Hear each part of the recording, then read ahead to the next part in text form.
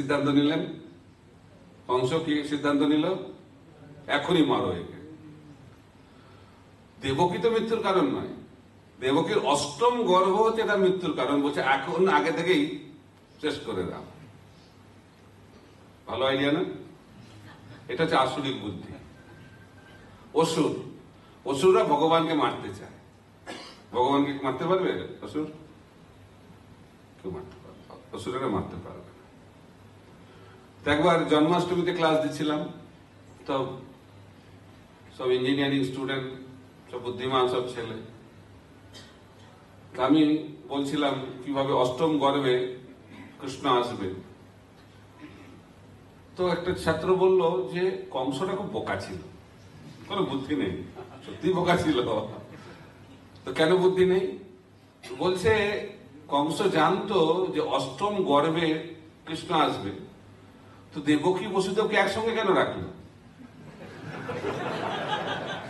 আলাদা রাখলে হয়ে যেত না? না রহেগা বাঁশ না বাজেগা। এই যে বুদ্ধি, আসরিক বুদ্ধি। তারা কি ভাবছে যে কৃষ্ণ কিভাবে জন্ম হবে? দেবকী এবং বসুদেবের যৌন মিলনের ফলে জন্ম হবে, যেমন আমাদের হয়। আসরিক বুদ্ধি। কিন্তু ভগবানের জন্ম তো এইভাবে হবে না। এখন বসুদেব তাকে বোঝালো, কাকে? কংসকে। বললো অনেক বোঝাচ্ছে, বিস্তারিত ব্যাখ্যা আছে কোথায়? দশম স্কন্ধে শ্রীমদ্ ভাগবত। তারপরে বসুদেব লাস্টে বোঝালো যে আমি তোমাকে কথা দিচ্ছি, অষ্টম গর্ভ করে প্রতিটা সন্তান জন্ম হওয়ার পরে আমি আপনাকে দিয়ে যাব। তো বসুদেব ছিলেন সত্যবাদী। তার সত্যতাতে কংসের মতো অসুরেরও বিশ্বাস ছিল। এটা সত্য। সত্য হচ্ছে ধর্মের একটি স্তম্ভ। ধর্মের 4টি স্তম্ভ রয়েছে। কি কি? সত্য, দয়া, তপ এবং শৌচ। আর কলিযুগে 4টি পাপ কর্মের প্রভাবে এই ধর্মের 4টি স্তম্ভ নষ্ট হয়ে গেছে। কি কি 4টি পাপের স্তম্ভ? আমিষাহার, নেশা, তারপরে জুয়া, অবৈধ যৌনাচার। এর ফলে কি হয়েছে? ধর্মের 4টি স্তম্ভ নষ্ট হয়ে গেছে। সত্য বলে কিছুটা আছে, সেটা নরবরের স্তম্ভ। তো বসুদেবের কথা কংস বিশ্বাস করল। এবার কি হয়েছে? প্রথম সন্তান হয়েছে। প্রথম সন্তান হওয়ার পরে বসুদেব নিয়ে এসেছেন কার কাছে? কংসের কাছে। তো খুব খুশি হয়ে গেছে কংস বসুদেবের উপর। এত সত্যবাদী, যা কথা দিয়েছে পালন করছে। তো তার হৃদয়ে একটু করুণা জেগেছে। ভাবছে যে এই ছেলেটা তো আমার মৃত্যুর কারণ নয়। তো বসুদেবকে বলেছে এই সন্তান তো আমার কোন সমস্যা করবে না, অষ্টম গর্ভ না, তো এটা তুমি নিয়ে যাও। তো বসুদেব নিয়ে চলে গেছে। কিন্তু জানে এই অসুরের বুদ্ধি, তো এই অসুরের করুণা হচ্ছে খুব ভয়ঙ্কর। তো নারদ মুনি ভাবছে যে কংস যদি এত ভালো হয়ে যায় তাহলে তো বিপদ। তো কারণ তাহলে ভগবান তো দেরি করবে আসতে, হ্যাঁ, কংস ভালো হয়ে গেলে। তখন বলছে যে এখন কংসকে বোঝাতে হবে। নারদ মুনি পৌঁছে গেছে কোথায়? কংসের কাছে। কংস বলছে আপনি জানেন না কি হচ্ছে, ষড়যন্ত্র চলছে, দেবতারা মিটিং করছে, মিটিং আমি ছিলাম, তারা আপনাকে মারবেই, মারার ষড়যন্ত্র করছে। আর যে আপনি দেখছেন না সবাই হচ্ছে দেবতা, এখানে বোঝা যাচ্ছে, কাউকে বিশ্বাস করবেন না। আর দেবতাদের যে গণিত সেটা আপনার গণিতের সঙ্গে মিলবে না। আপনি ভাবছেন এটা প্রথম গর্ভ, এটা অষ্টম গর্ভ হয়ে যেতে পারে। এভাবে বোঝাচ্ছে কোনটা যে প্রথম, কোনটা যে দ্বিতীয়, আর কোনটা যে অষ্টম বোঝা যাবে না। দেবতাদের খুব চালাকি রয়েছে, সেই ফাঁদে আপনি পা দেবেন না বলে চলে গেল। আর কংস ভাবছে বাহ, কারণ তুমি তো ভালো বুঝিয়েছি আমাকে, কাউকে বিশ্বাস করা যাবে না, নিয়ে আসো তাকে। দিয়ে প্রথম সন্তানকে নৃশংস ভাবে হত্যা করলো। এবার প্রথম, দ্বিতীয়, তৃতীয়, চতুর্থ, পঞ্চম, ষষ্ঠ। এটা নিয়ে আমরা জন্মাষ্টমীতে বিস্তারিত আলোচনা করব। তো সব 6টা সন্তানকে নষ্ট করে দিল। এখন আচার্যরা ব্যাখ্যা করছেন এই 6টি সন্তান হচ্ছে আমাদের 6টি অনর্থ: কাম, ক্রোধ, লোভ, মোহ, মদ, মাৎসর্য। তো ভগবান তো বসুদেবের হৃদয়ে প্রকটিত হবে, বসুদেবের হৃদয় থেকে কোথায় প্রকটিত হবে? দেবকীর হৃদয়ে প্রকটিত হবে। এখন কৃষ্ণ আসার আগে কে আসবে? কৃষ্ণের প্রথম প্রকাশ বলরাম। তো বলরাম প্রকটিত হয়েছেন কোথায়? দেবকীর গর্ভে। 7 মাস হয়ে গেছে। তো এখন দেবকীর গর্ভ উপযুক্ত স্থানে পরিণত হয়েছে কৃষ্ণের আবির্ভাবের জন্য। তাই গুরুর মাধ্যম দিয়েই কৃষ্ণ এই জগতে প্রকটিত হয়। তো আমরা যদি কৃষ্ণকে পেতে চাই তাহলে কার মাধ্যম দিয়ে পেতে হবে? গুরুর মাধ্যম দিয়ে, সরাসরি পাওয়া যাবে না।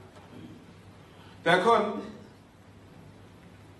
বলরাম যখন 7 মাস রয়েছে দেবকীর গর্ভে, তখন কৃষ্ণ যোগমায়াকে ডেকেছেন।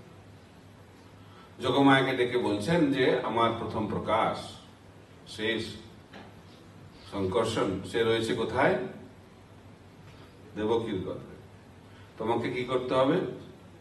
দেবকীর গর্ভ থেকে তাকে স্থানান্তরিত করতে হবে কোথায়? রোহিণীর গর্ভে। রোহিণী কোথায় রয়েছেন? গোকুলে। দেবকী কোথায় রয়েছেন? মথুরায়। তা আমরা তো ট্রান্সফার করি না, ফান্ড ট্রান্সফার করি, হোয়াটসঅ্যাপ মেসেজ ট্রান্সফার করি। এখানে কি হচ্ছে? গর্ভ স্থানান্তরিত হচ্ছে। আমরা পারবো কি করতে? ভগবানের অচিন্ত শক্তি যোগমায়া। তো যোগমায়া কি করলেন? দেবকীর গর্ভ থেকে বলরামকে রোহিণীর গর্ভে স্থানান্তরিত করলেন। তো সবাই ভাবলো দেবকীর গর্ভপাত হয়ে গেছে, কান্নাকাটি শুরু হয়েছে। আর কংস ভাবছে যে এই 6টাকে এত আমি অত্যাচার করেছি, ভয় আর জন্মগ্রহণ করলো। অসুরের বুদ্ধি, জন্মের আগেই মরে গেছে, আসরিক বুদ্ধি। তো গর্ভপাত তো হয়নি, ভগবান তার যোগমায়া শক্তির প্রভাবে গর্ভকে স্থানান্তরিত করেছেন। আর রোহিণীও গর্ভবতী ছিলেন। তো রোহিণীও গর্ভবতী থাকার ফলে সেই গর্ভে প্রকটিত হয়েছে কে? বলরাম।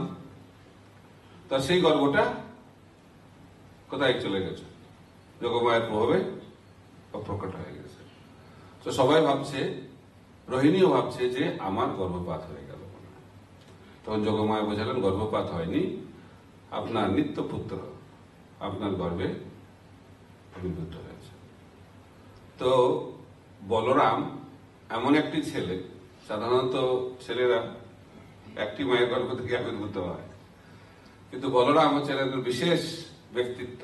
7 মাস দেবকীর গর্ভে, 7 মাস রোহিণীর গর্ভে ছিলেন, 14 মাস।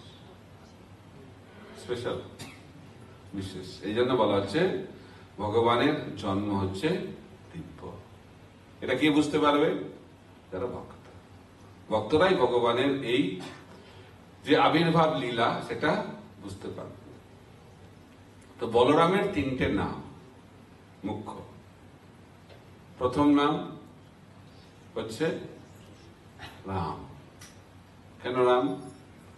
তিনি ব্রজবাসীদেরকে, গোকুলবাসীদেরকে, বৃন্দাবনবাসীদেরকে খুব আনন্দ প্রদান করেন। তো সেই কারণে বলরামের একটি নাম হচ্ছে রাম। আর বলরামের খুব শক্তি, অসীম শক্তি, ভক্তি শক্তি। তো সেই শক্তির জন্য তার নাম হচ্ছে বলভদ্র, বলবান। হাতে গদা না, খুব শক্তিশালী, আর অল্পতেই রেগে যায়, বলভদ্র। এটা ওনার বিশেষ একটা বৈশিষ্ট্য। আর আরেকটি নাম হচ্ছে শঙ্কর্ষণ। শঙ্কর্ষণ মানে তিনি নন্দ মহারাজের পরিবার এবং বসুদেবের পরিবারকে মিলিত করেছিলেন। আর একটা বলা হচ্ছে তিনি যেহেতু দেবকীর গর্ভ থেকে রোহিণীর গর্ভে আকর্ষিত হয়েছিলেন, সেই কারণে তার নাম শঙ্কর্ষণ। এই হচ্ছে বলরাম। তো বলরাম হচ্ছেন ভগবান, কৃষ্ণ হচ্ছেন ভগবান। তো দুজনের মধ্যে পার্থক্য কি? তো বলা হচ্ছে কৃষ্ণ হচ্ছেন সেব্য ভগবান আর বলরাম হচ্ছেন সেবক ভগবান। তাই ভগবান তার সেবাকে এই জগতে বিস্তার করেন বলরামের মাধ্যমে। তাই আমরা যদি কৃষ্ণের সেবা করতে চাই তাহলে বলরামের আশ্রয় গ্রহণ করতে হবে। গুরু আশ্রয় ছাড়া ভগবানের সেবা হয় না। তাই বলরামকে বলা হয় আদি গুরু। সমস্ত গুরুদেবতা হচ্ছেন বলরামের প্রকাশ। তাই সেবক, সেবা ভাব, এটা হচ্ছে জীবের স্বরূপ। তাই বলা হচ্ছে, মহাপ্রভু শিক্ষা দিচ্ছেন, জীবের স্বরূপ হয় কৃষ্ণের নিত্য দাস। নিত্য দাস, এরকম না যে এখন দাস পরে প্রভু, এটা হয়ে যায় আমাদের। আমি আগের ক্লাসেই বলছিলাম, এখানে একটু বলি। আমাদের প্রভাবটা হচ্ছে এমন মায়ার প্রভাব, আমরা ভুলে যাই আমরা দাস। সেই কারণে আমরা এই জগতে আছি। কৃষ্ণ বলি সেই জীব অনাদি বহির্মুখ, অতএব মায়া তারে দেয় সংসার দুঃখ। আমরা যখন ভুলে যাব যে আমরা হচ্ছি ভগবানের দাস, তাহলে কি লাভ হবে? কি পাবো আমরা? দুঃখ পাবো, সংসার দুঃখ পাবো। সংসার দুঃখ মানে জন্ম মৃত্যু জরা ব্যাধির চক্র। সংসার দুঃখ মানে আদি ভৌতিক, আদি দৈবিক, আদি আত্মিক ক্লেশ। আর ভক্তিবিনোদ ঠাকুর কি বলছেন? জীব কৃষ্ণ দাস এই বিশ্বাস করলে তো আর দুঃখ নাই। যদি আমাদের বিশ্বাস হয় যে আমরা হচ্ছি কৃষ্ণের দাস, এবং খালি দাস নয়, নিত্য দাস। কৃষ্ণ হচ্ছে নিত্য প্রভু আর আমরা হচ্ছি তার নিত্য দাস। একেলা ঈশ্বর কৃষ্ণ আর সব ভৃত্য। সবাই ভৃত্য। বলরাম ভগবানের সেবক, মুখ্য সেবক। তাই বলরাম শেখাচ্ছেন যে কিভাবে সেবা করতে হয়। কিন্তু আমরা সেই সেবাকে ভুলে গেছি। আর আমরা সেবাকে ভুলে এখন কি করছি? প্রভু হওয়ার চেষ্টা করছি। প্রভু তো বলরাম তার লীলার মাধ্যমে দেখাচ্ছেন যে সেবক যদি প্রভু হয়ে যায় তার কি দশা হয়। একদিন বলরাম কৃষ্ণকে বলছেন যে আজকে আমি তোমার মতো সাজতে চাই, তোমার সাজটা খুব ভালো লাগে আমার, তোমার বস্ত্র পরবো, ময়ূরপুচ্ছ পরবো, তারপরে বংশী ধারণ করবো। ঠিক আছে। তো বলরাম কৃষ্ণের সমস্ত জিনিস পরে নিয়েছে, কৃষ্ণের মধ্যে সেজেছে। আর আপনারা জানেন, যখন কৃষ্ণ বৃন্দাবনে ছিলেন তো সবসময় কংস অসুর পাঠাত কৃষ্ণকে হত্যা করার জন্য। তো ওই দিন কাকে পাঠিয়েছে? কেশি। কেশির নাম শুনেছেন? কেশি দৈত্য, কেশি অসুর। তো কেশি জিজ্ঞেস করছে কংসকে যে আমি যে কৃষ্ণকে হত্যা করব, কি করে চিনব কৃষ্ণকে? তো বলেছে এরকম বস্ত্র পরে, ময়ূরপুচ্ছ, বাঁশি। ব্যাস চলে এসেছে কেশি, খুঁজছে কোথায় কৃষ্ণ, কোথায় কৃষ্ণ। আর বলরাম তো কৃষ্ণ সেজে ঘুরছে, আর দেখে এই তো কৃষ্ণ, এই তো কৃষ্ণ। যেভাবে কংস বলেছে সেরকমই দেখা যাচ্ছে। গিয়েছে এক লাথি মেরেছে একদম। কেশি তো কি ঘোড়া তো, আর লাথি মেরেছে, এত জোরে লাথি মেরেছে একদম চেটকে পড়েছে বলরাম। ঘাবড়ে গেছে, কি হলো কি হলো? তো বলেছে বারে মারাত্মক তো কৃষ্ণ সাজা। ফিরে গেছে কৃষ্ণের কাছে, বলছে তোমার যে বেশভূষা পড়া তো খুব মারাত্মক দেখছি, বেরোনোর সঙ্গে সঙ্গে লাথি খেলাম। জীবনে আর আমি তোমার মতো বেশ পড়বো না, তুমি তোমার বেশ দিয়ে থাকো। মারাত্মক। তো আচার্যরা ব্যাখ্যা করছেন আমাদেরই এই দশা। সেবক যখন প্রভু সাজবে তার কি লাভ হবে? লাথি খেতে হবে। আমরা অনাদিকাল ধরে লাথি কেন খাচ্ছি? কারণ আমরা প্রভু সাজছি। তাই বলরাম দেখাচ্ছে যে প্রভু সাজা যাবে না, তা আমাদেরকে কি করতে হবে? সেবা করতে হবে, সেবক। তাহলে আর লাথি খাওয়া সৌভাগ্য আর হবে না। অনাদিকাল ধরে লাথি খাচ্ছি, কিন্তু লাথি খেতে খেতে ওটা ভালো লাগে আজকাল, তাই না? লাথি খাওয়াটাও ভালো লাগছে, কারণ এক জায়গায় যখন আমরা থাকি, যে জায়গাতেই থাকবো না কেন সেটাকে ভালো লাগে, যেটাতে আমরা জীবন নির্বাহ করবো সেটাকেই ভালো লাগবে।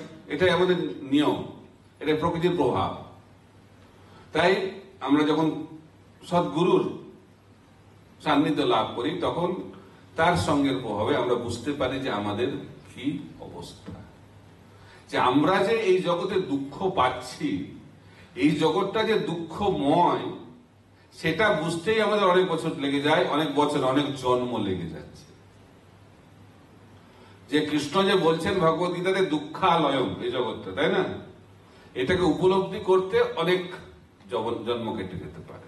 একবার একটি ভদ্রলোক এসেছেন ইসকনের একজন সন্ন্যাসীর সঙ্গে দেখা করতে, বলছে আপনাদের ইসকনে না সবসময় নেগেটিভ কথা বলেন আপনারা, দুঃখালয়ম দুঃখালয়ম, মৃত্যু মৃত্যু, আপনারা কি কোনো পজিটিভ কথা বলতে পারেন না? আমার তো জীবনে কোনো দুঃখ নাই, তো গীতাতে কেন বলছে দুঃখালয়ম? আমি জীবনে কোনো দুঃখ পাচ্ছি না, তো আমি তো পরম সুখে আছি। তো সেই মহারাজ বলছে আমি তোমাকে আশীর্বাদ করি তোমার দুঃখ লাভ হোক, পাচ্ছ না তো দুঃখ। তো তার ফিরে গেছে বাড়ি, তারপরে এত দুঃখ পেয়েছে, মানে যত সমস্যা আছে জীবনে সব এসে গেছে তার। তো তারপরে দৌড়ে এসেছে সেই মহারাজের কাছে, একদম দণ্ডবাদ প্রণাম করেছে, মহারাজ ভগবত গীতাতে যা ভগবান বলেছেন চরম সত্য, এটা পরম সত্য, দয়া করে আপনি আমাকে উদ্ধার করুন, দীক্ষা প্রদান করুন। তো এটা বুঝতে হবে, গুরুর কৃপাতে, বৈষ্ণবের কৃপাতে আমরা বুঝতে পারবো এই জগৎটা হচ্ছে দুঃখের জগৎ। তাই বলরাম আমাদেরকে দেখাচ্ছেন, তিনি নিজে আচরণ করে দেখাচ্ছেন, যদি আমরা ভগবানকে বাদ দিয়ে দিই জীবন থেকে তাহলে কি হবে, মায়ার খপ্পরে আমরা পড়ে যাব। কৃষ্ণ বহির্মুখ হইয়া ভগবান ইচ্ছা করে, নিকটস্থ মায়া তারে ঝাপটিয়া ধরে। কৃষ্ণ বহির্মুখ মানে হচ্ছে